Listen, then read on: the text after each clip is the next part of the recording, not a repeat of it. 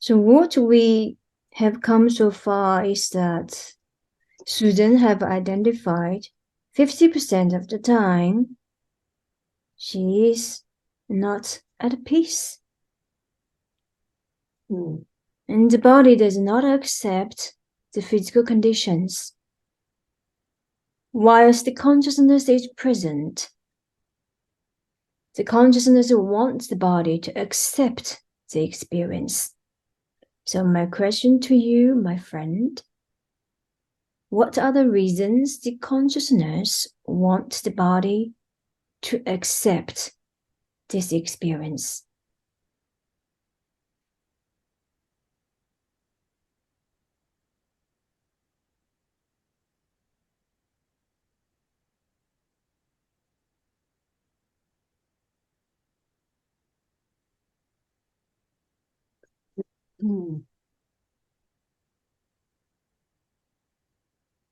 All that's coming up is just to feel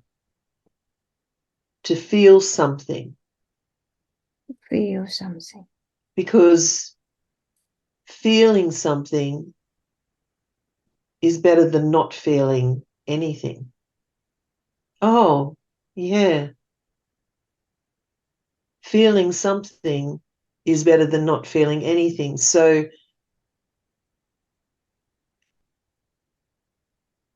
sometimes, and this is just coming up, like with clients, a lot of clients are numb. Either they're on drugs or alcohol or just shut down their emotions. And maybe sometimes I've tried to just push through, and that's how I've always been, right? You just got to get on with it. Just get on with it. Stop moaning and groaning. Just do it. Do what you have to do. And that means that you're avoiding things, aversion, right? Going back to Buddhism, rather than desire, aversion. So push away. So you become numb. And when you asked that question, what came up for me was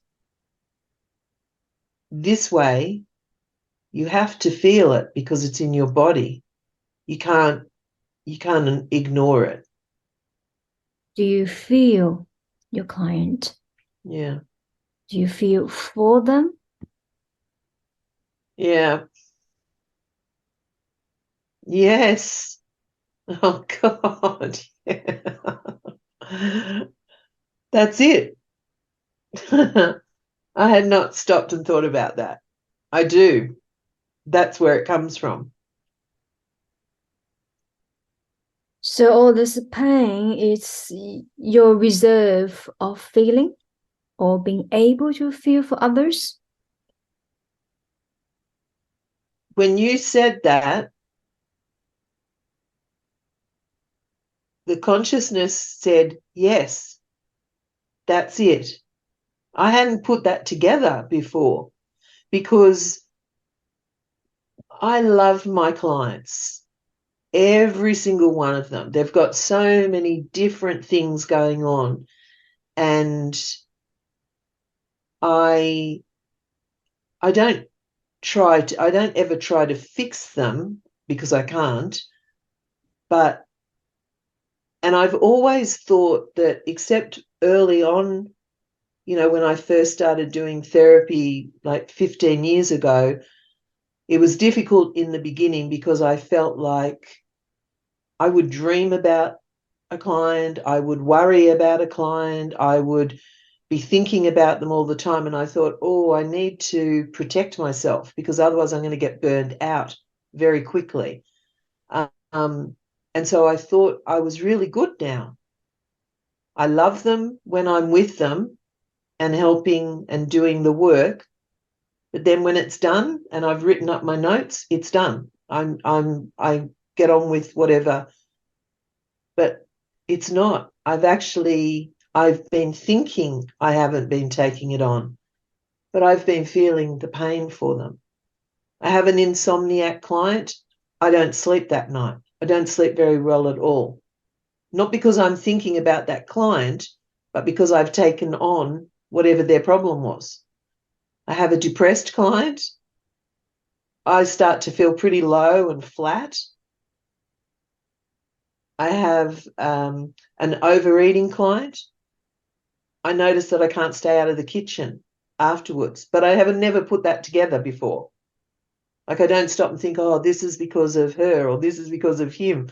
I've never put that together, but I'm obviously soaking up whatever's going on for them and I'm acting it out.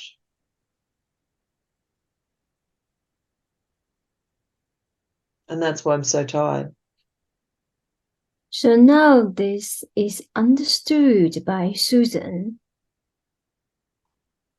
To move forward, does the consciousness have any advice?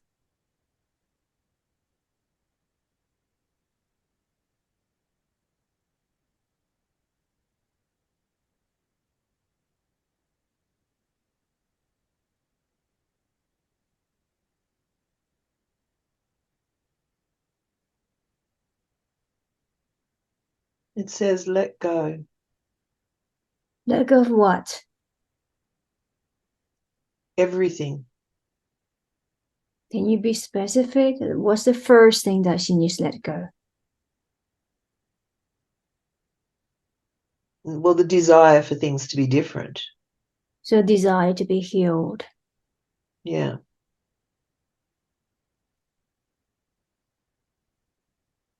How can she do that? Acceptance. Does she accept? Mm.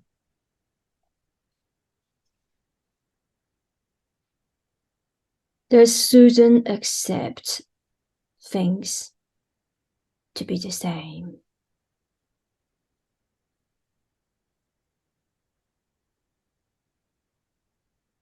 Yeah, I do. I do now. I thought I did before, but I obviously didn't. It was obviously just talk, talk, talk. But So you'd be happy to carry all the pain in order for you to help others?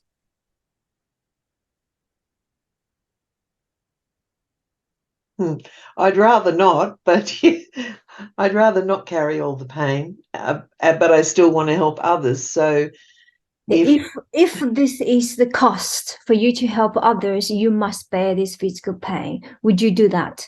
yes,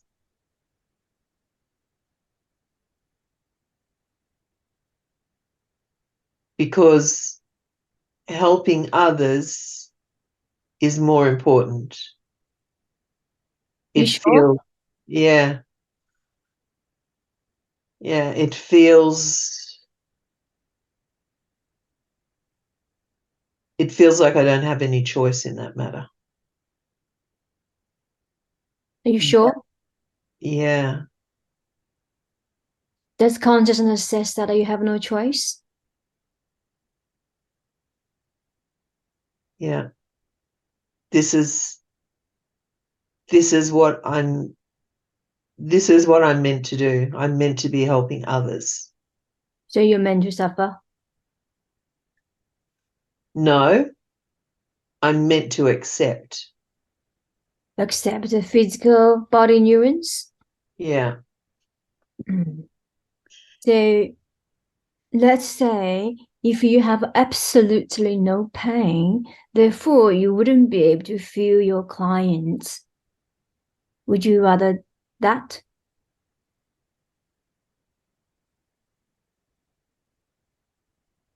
Oh, God, that's an interesting question.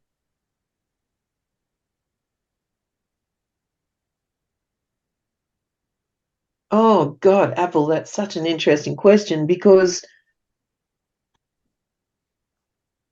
what came up for me is if I don't feel any physical pain or exhaustion, then I mustn't be helping them. That doesn't even make sense, right? Does not even make any sense. No. So I don't have to feel any pain or exhaustion by helping others. You do? I do at the moment, or I have done, but I don't have to.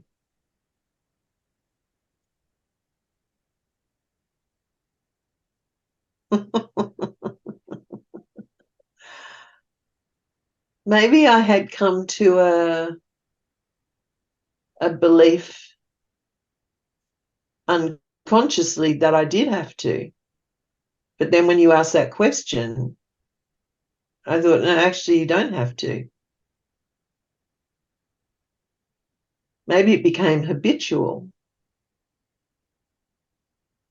When did you start this habit?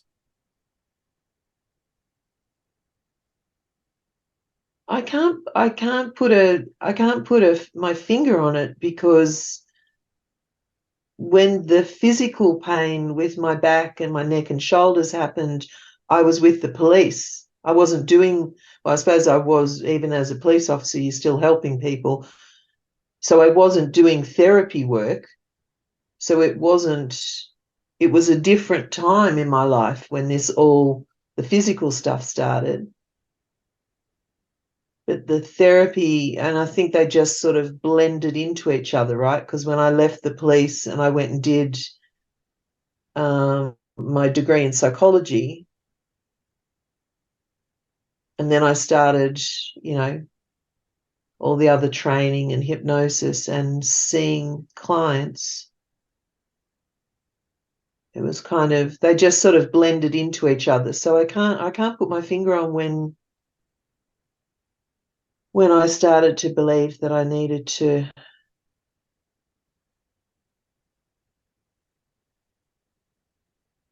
I never put the two together before today, so I don't know. I just thought my pain and my exhaustion and my physical ailments, for want of a term, is separate from my therapy practice, from helping people. Today, I've put the two together with you, but I hadn't done that before. So I don't know the answer. I don't know when it began.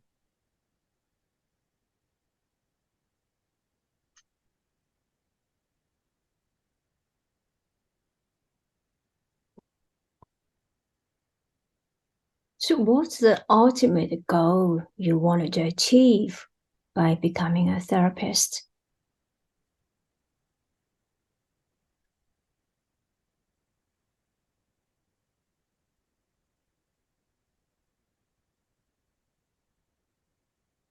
Well, the bland answer is I want to help people, but it's deeper than that. It's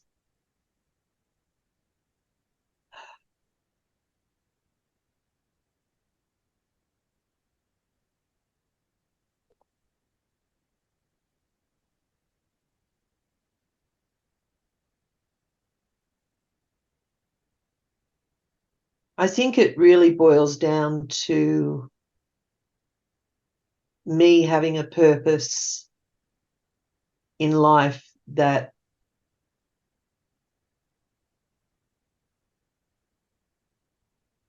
helps others.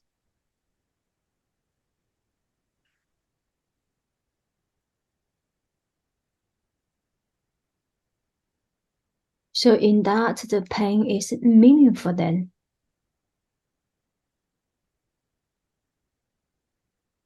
Hmm.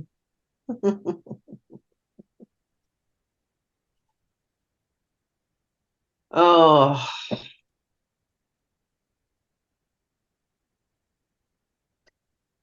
one of my senseis said something years and years ago that just came up, that you just basically reminded me of, was be careful of stepping in too quickly to help other people because you might be interrupting their karmic journey.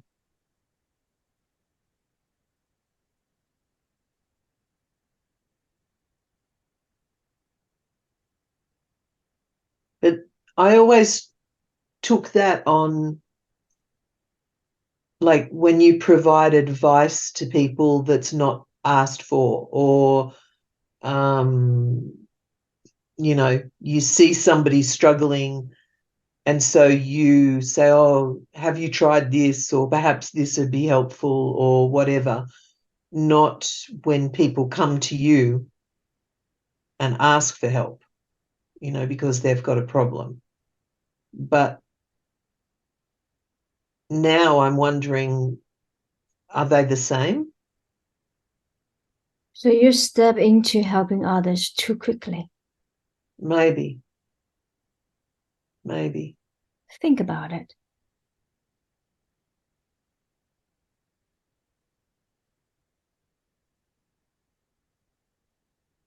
Yeah. Or is that because not just too quickly, but too individually?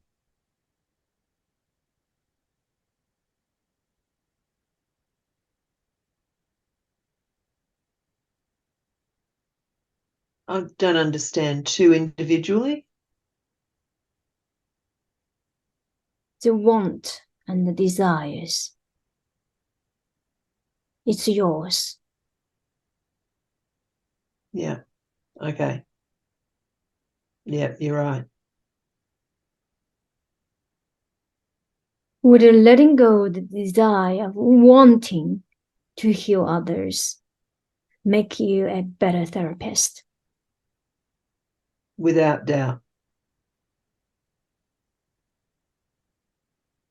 So the pain represents the desire to heal others?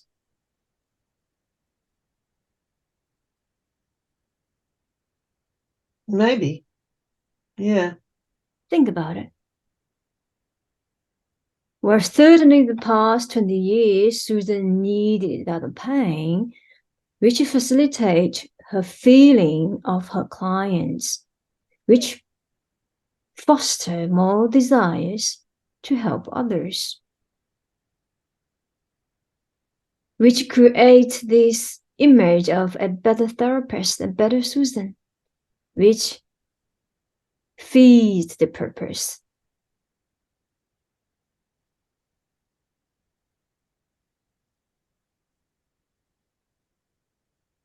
So you're feeling fatigue is part of helping you to become a better therapist.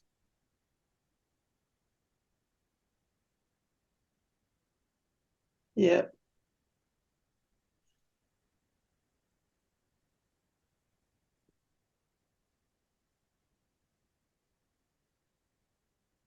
Yeah. I had never put the two together before.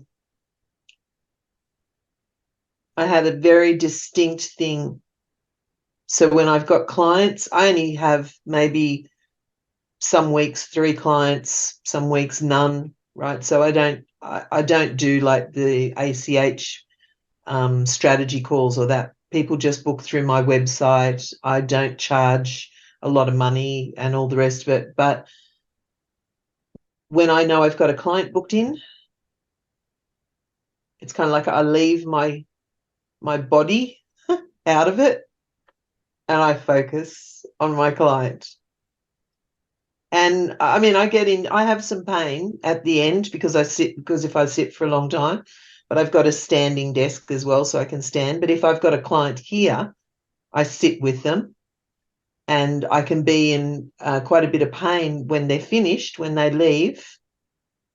I had a client that came here yesterday and I took him outside and we sat next to the water fountain and it was like 3.5 hours. When he left, I was in agony, but not while he was here. I was very focused on him.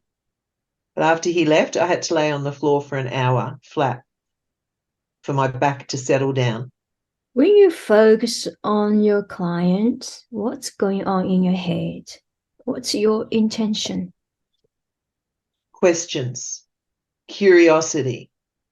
How is this happening for him? What, or him or her, but it was him. Behind that, behind your questions, do you have a goal? My goal is for them, for whoever the client is, to have a breakthrough, to see what they need to do. Do you attempt to absorb their pain? Oh,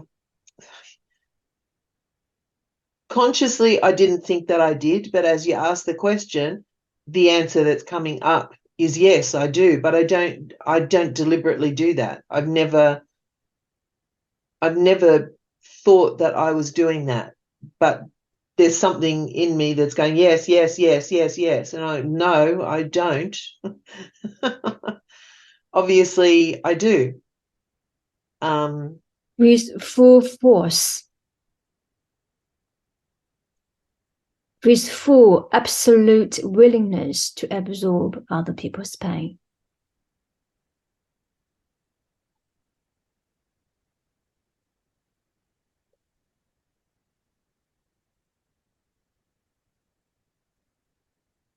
Why do I do that?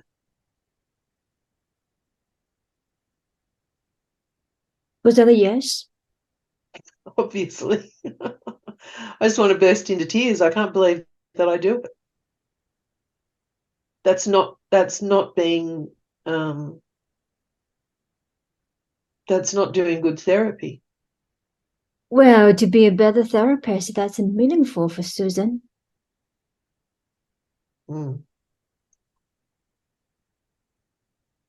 Let me ask you this. If you don't take your client's pain away, is Susan a good therapist?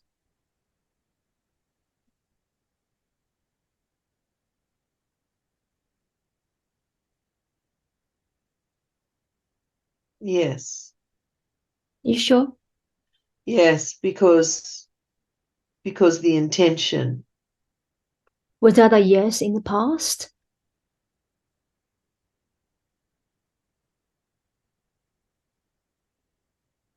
Maybe not in the past. When did it become a yes? Just now.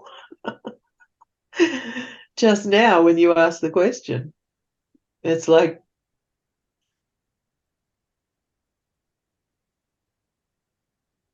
it's kind of like consciously I knew it, but obviously not deep enough.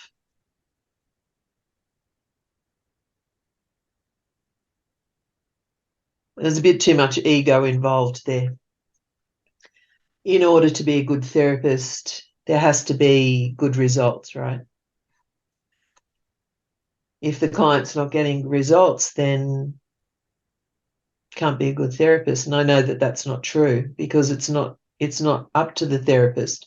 It's up to the client. I know that consciously, but obviously I didn't believe that unconsciously. Sounds so crazy when I say it out loud. So does Susan accept not solving clients' problems? Yes. What percentage is true?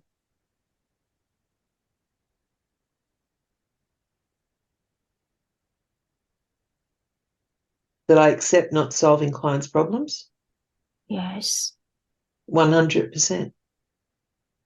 Tell me, what makes a good therapist?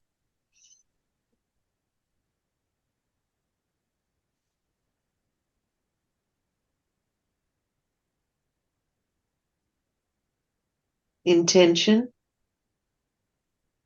a right intention. Sure. What else? Good training. Sure. What else? Curiosity. What else? Love. What else?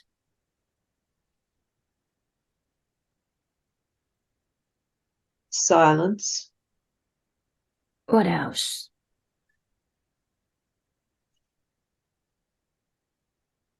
Acceptance. What else?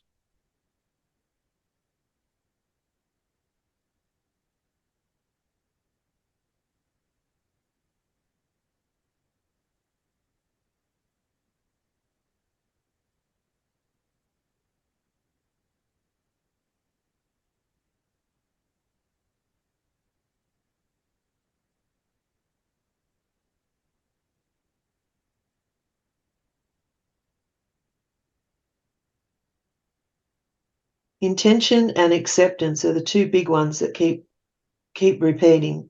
Acceptance of whatever comes before you, whatever the client brings, and the intention to accept that person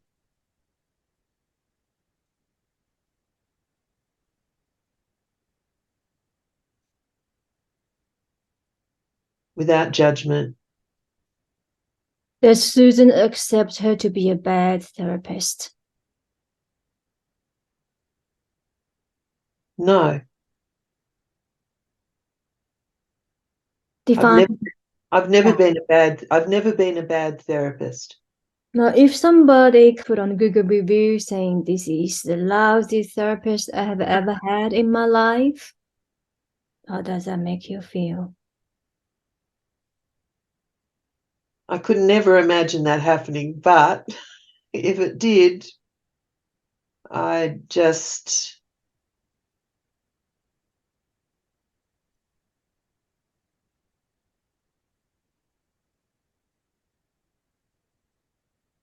look at that client's session or sessions and see where I went wrong, what I could do in the future.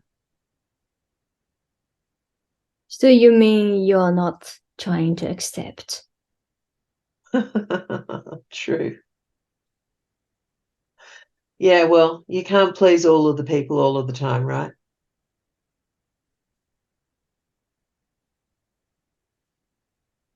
So Susan prefers good over bad.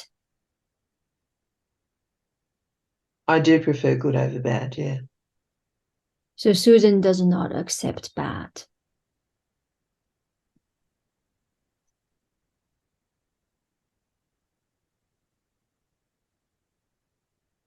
Got me again.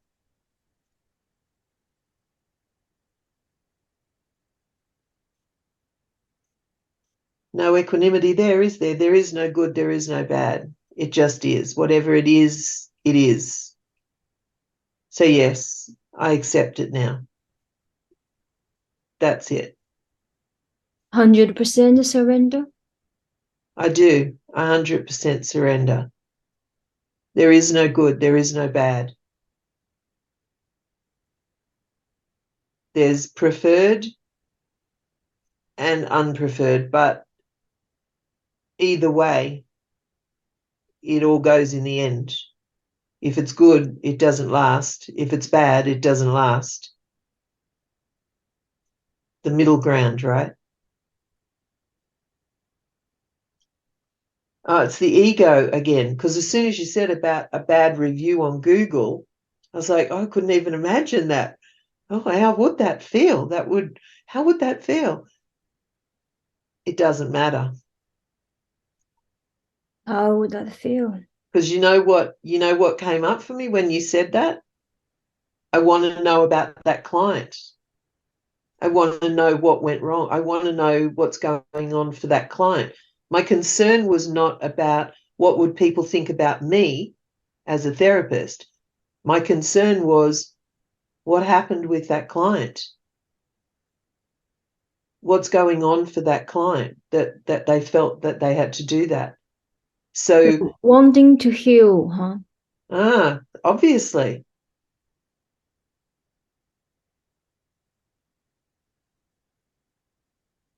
I don't know that that's a bad thing that I feel that way, but Does Susan have to wanting to heal?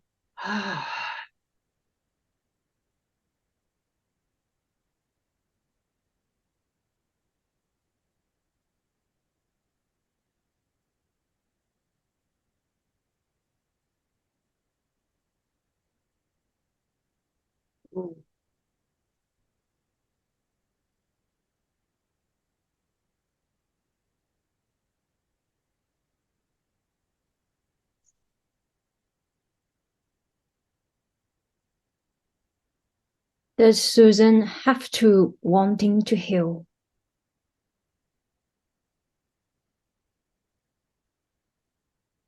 No. If Susan does not want to heal, does that make her a therapist at all?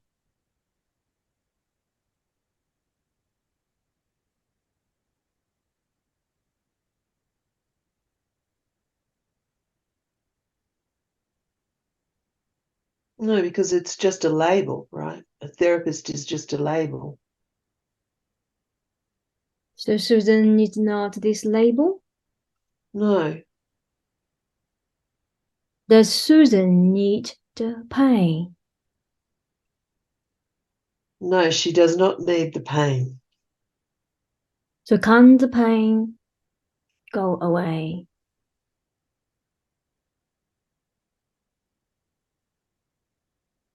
The pain served as a purpose, as consciousness knows that absolutely true. And now the purpose has been understood perfectly. Does Susan need the pain?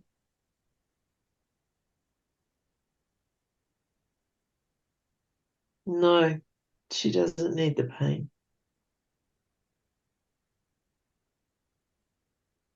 So does the fatigue leave the body now?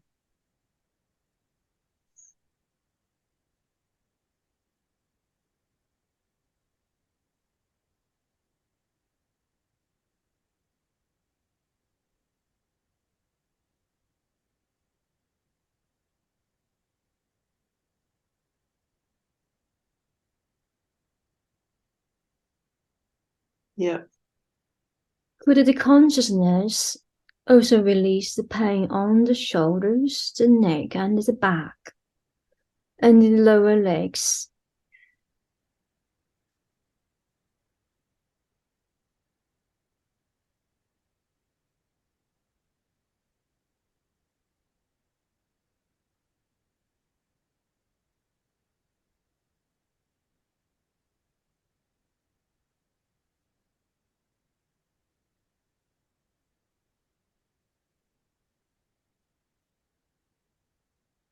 Thinks she accepts nothing now.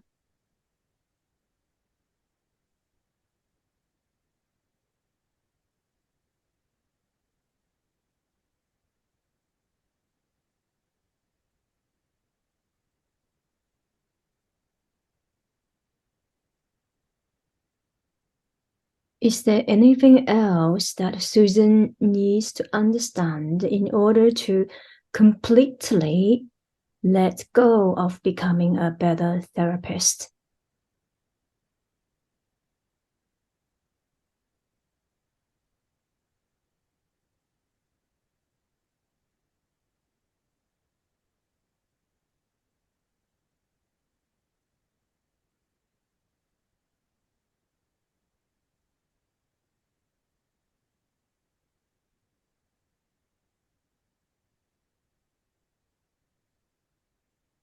What is it? Just to be herself. What does that mean? Stop trying to be a therapist.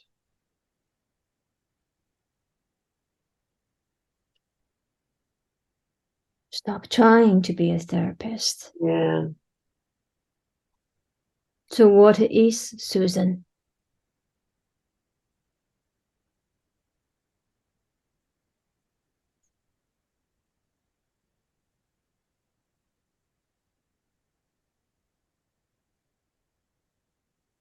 Just loving and kind and caring and gentle.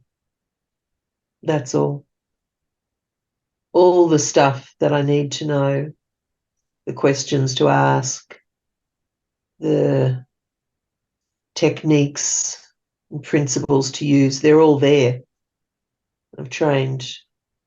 I don't need to keep trying to be better.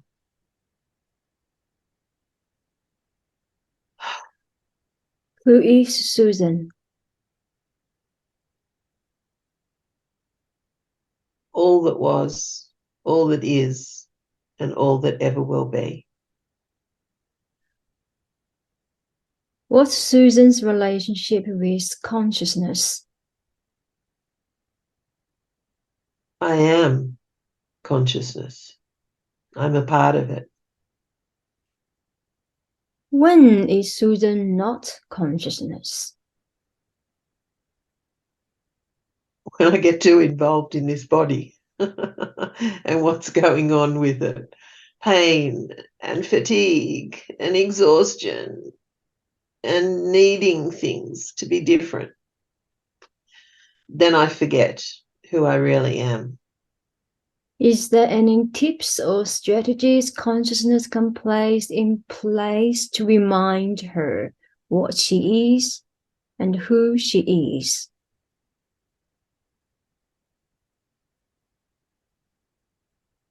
Yeah. The tips are pain in the body and exhaustion, a reminder of I am not this body. Thank you so much for that. A reminder. A reminder that I veered off. I veered off the path into the path of the body, the world. So what does Susan need to do moving forward to ensure that she is consciousness constantly on a daily basis?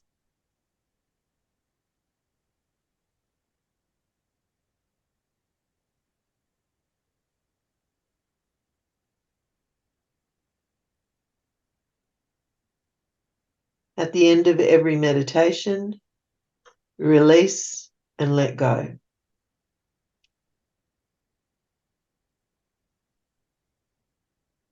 I don't end with release and let go. I meditate and then I get on with whatever the day is.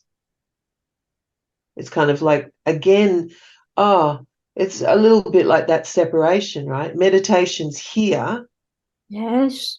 and life is here Yeah. instead of together. It's like mindfulness is meant to be all the time, not a 20-minute meditation practice and then compartmentalize that and then get on with the day. Mm-hmm. So you need to be a moving meditation. Moving meditation, yeah. A moving meditation. So you need to be in meditation all the time. Mm.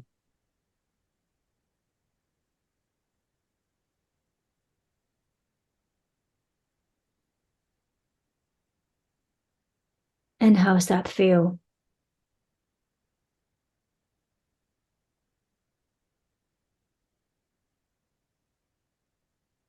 Well, at first I thought that's impossible. Mm-hmm. But as I sit with it,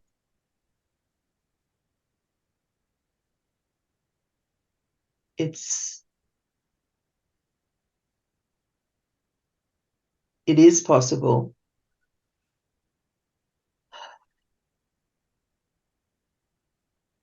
It takes practice. Mm. What are the obstacles?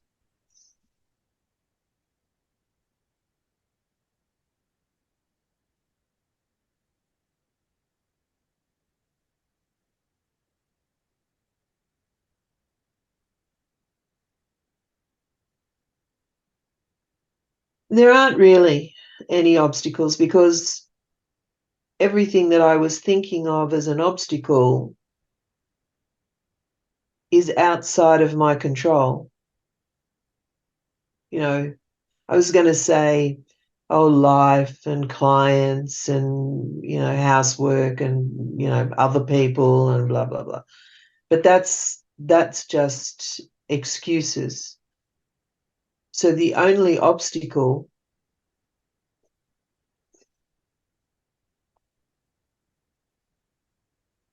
is me forgetting.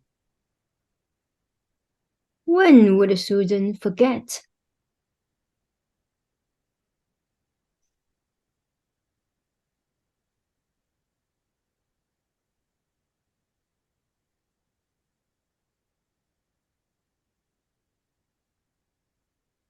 I can't think of anything now because it's Okay. as if I can't forget now. Now that I've had this realization, You can't forget about consciousness now. I can't forget. Well, if you can't forget, would the pain stay?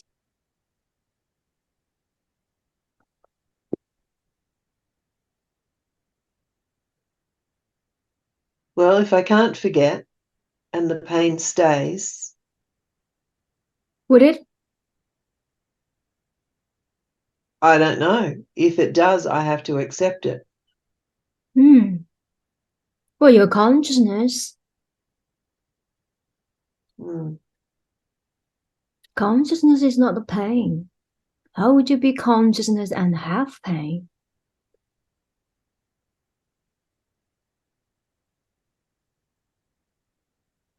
Well, the pain is not consciousness. The pain is the body, Hmm. the physical body. And the physical body is an expression of consciousness, but it's not consciousness. Does the body experience any pain right now? No, Can this consciousness advise if the pain would return at all?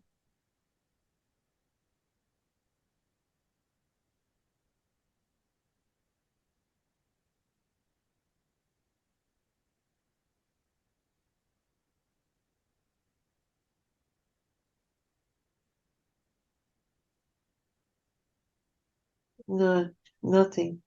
So the body remembers consciousness now? Embedded, integrated, in complete fashion? Can the body think of any chance that she would forget about consciousness? Any interruptions at all?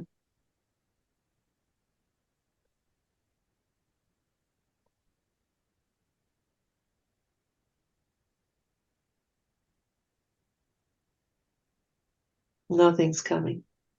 Who do you love most?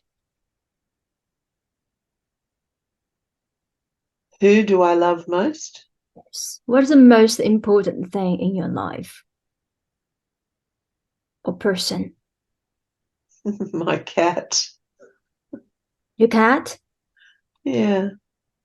So if the alien took your cat and say, Susan, you must forget about consciousness, would you do that?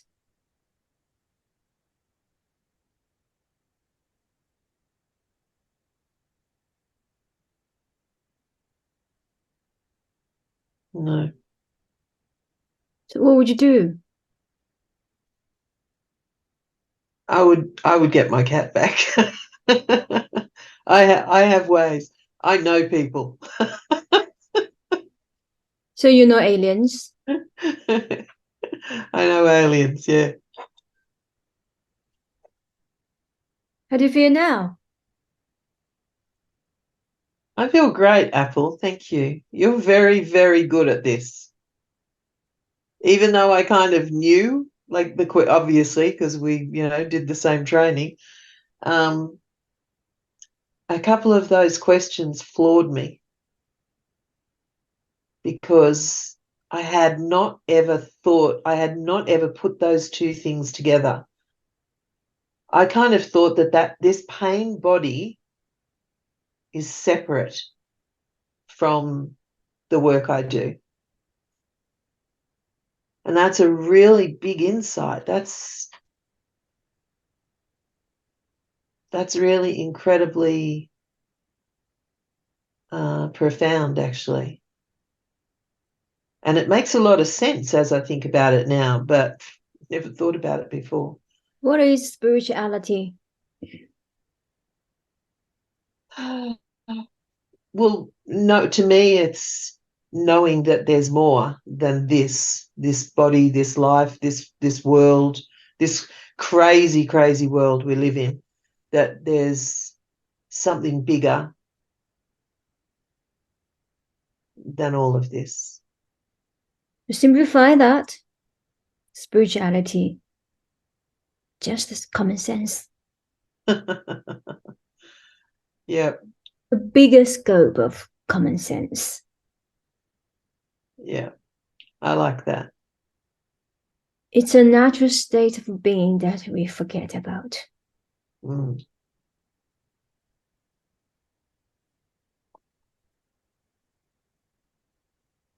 Well, congratulations. You no longer desire to be a better therapist. I know. Who would have thought? That is how you become a better therapist without needing it, wanting it. A master will not claim that they are a master. The label is not given by the person itself. It's not about us wanting to be a better therapist, but let it go. It doesn't really matter. The label is given by your audience, by recognizing the work that you do. And then everything just flows. All your past decisions for however many years created this moment, this session today. And you did it all, not me. Thanks, April. I'm always here to support for all that need my energy. Thank you, Apple. I really appreciate it. And that's consciousness.